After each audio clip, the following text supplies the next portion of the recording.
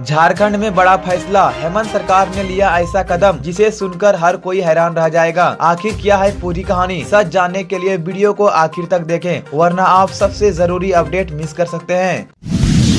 हेमंत सरकार का ऐसा कदम जिसे सुनकर आप भी चौंक जाएंगे। हेमंत सोरेन की पार्टी झामुमो अब सिर्फ झारखंड तक सीमित नहीं रहने वाली है। 13वें केंद्रीय महाधिवेशन में पार्टी ने बड़ा ऐलान किया है जो गुजरात तक असर दिखाने वाला है। झारखंड मुक्ति मोर्चा का 13वां महाधिवेशन रांची के खेलगांव में आयोजित हो रहा है। इस बार बिहार, बंगाल, ओडिशा, छत्तीसगढ़ से लेकर गुजरात तक के प्रतिनिधि इसमें शामिल हो रहे हैं। महाधिवेशन में सांगठनिक रिपोर्ट और राजनीतिक प्रस्तावों पर चर्चा होगी। दूसरे दिन नई केंद्रीय कमेटी का गठन किया जाएगा और झामुमो के नए केंद्रीय अध्यक्ष का चयन होगा। महासचिव सुप्रियो भट्टाचार्य ने बताया कि पार्टी अब गुजरात में भी कमेटी गठित करने की तैयारी में है, जहां आदिवासियों की आबादी करीब 9.5% है। क्या हेमंत सोरेन का मिशन झारखंड से निकलकर नेशनल लेवल पर जाने वाला है?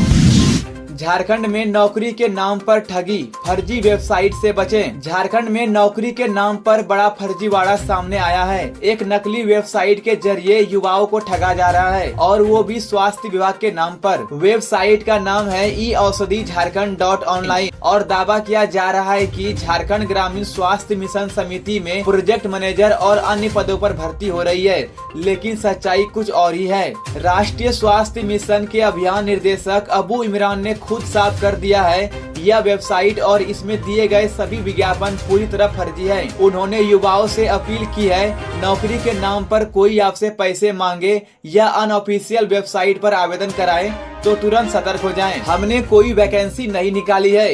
ई औषधि वाली जो भी भर्तियां वायरल हो रही है वो फर्जी है। आखिर कैसे बचे ऐसे फ्रॉड से, तो चलिए जानते हैं। हमेशा ऑफिशियल वेबसाइट पर ही जाएं।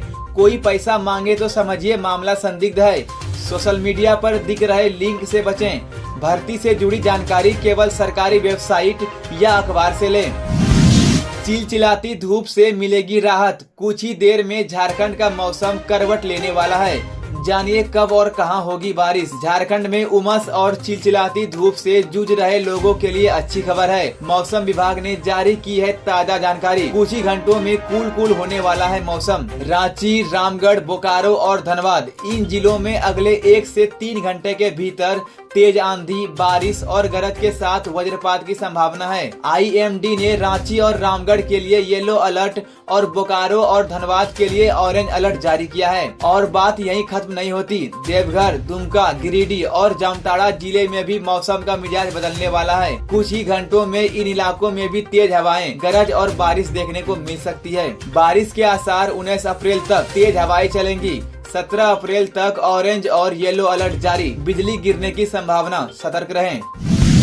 भुईहारी जमीन घोटाले में सीएम हेमंत सोरेन पर गंभीर आरोप, बाबूलाल मरांडी का बड़ा हमला। भारतीय जनता पार्टी के नेता और नेता प्रतिपक्ष बाबूलाल मरांडी ने रविवार को बड़ा आरोप लगाते हुए झारखंड के मुख्यमंत्री हेमंत सोरेन को घेरा है। उन्होंने कहा कि भुईहारी जमीन हेराफेरी मामले में मुख्यमंत्री कार्यालय की संलिप्तता से इनकार नहीं किया जा सकता। बाबूलाल मरांडी ने दावा किया कि रांची के कांके अंचल की जमीनें रैयती, पहनाई, भुईहारी सब पर माफिया और सत्ता के करीबी नेताओं की नजर है। उन्होंने चामा गांव जाकर खुद ग्रामीणों से जानकारी ली और प्रशासन को भी सूचित किया। मरांडी ने कहा कि बरियातू में 200 एकड़ भुईहारी जमीन की हेराफेरी एक कंप्यूटर ऑपरेटर की बस की बात नहीं है। इसमें सीधा अंचल अधिकारी से लेकर CMO तक का हाथ है। उन्होंने पूरे मामले की उच्च स्तरीय जांच और दोषियों पर कड़ी कार्रवाई की मांग की है। अब बड़ा सवाल, क्या भुईहारी जमीन के इस घोटाले में सचमुच सत्ता के बड़े चेहरे शामिल है?